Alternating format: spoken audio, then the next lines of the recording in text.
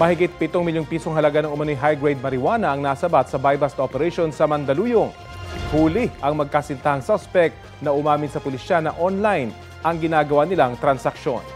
Balitang hatid ni EJ Gomez. Sa apartment na ito sa Barangay Plainview, Mandaluyong City, naaresto ng mga pulis sa buy-bust operation kagabi ang magkasintahang tulak umano ng iligal na droga.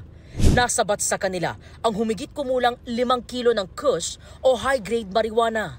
Tinatayang abot sa 7.5 million pesos ang halaga ng mga nakumpiskang droga. Itong pagkahuli natin, itong dalawang suspect peddling marijuana, ay bunga ng information from Marikina City Police na lahat ng huli nila ng kush ay sinasabi na dito ang pinanggalingan.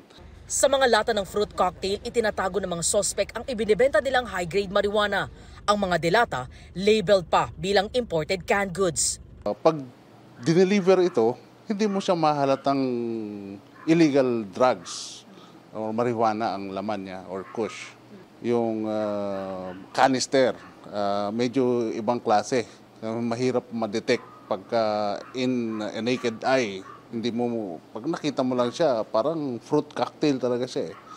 Sa investigasyon, 2 taon na raw na nagtutulak ang mga sospek na sina alias Maymay at Janjan, pawang mga 28 anyos at dating residente ng Malate, Maynila. Tumanggi silang magbigay ng pahayag sa harap ng kamera. No comment po. No comment po. Sa pahayag nila sa pulisya, sinabi nilang online daw ang transaction sa kanilang mga customer na mula sa iba't ibang lugar sa Metro Manila. Makikipag-meet up sila sa Mandaluyong at doon ibibigay ang mga in-order na droga. Aminado rin ng lalaking suspect sa paggamit ng droga na kanilang ibinibenta.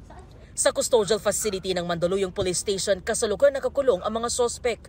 Maharap sila sa reklamong paglabag sa Republic Act 9165 o Comprehensive Dangerous Drugs Act of 2002. EJ Gomez, nagbabalita para sa GMA Integrated News.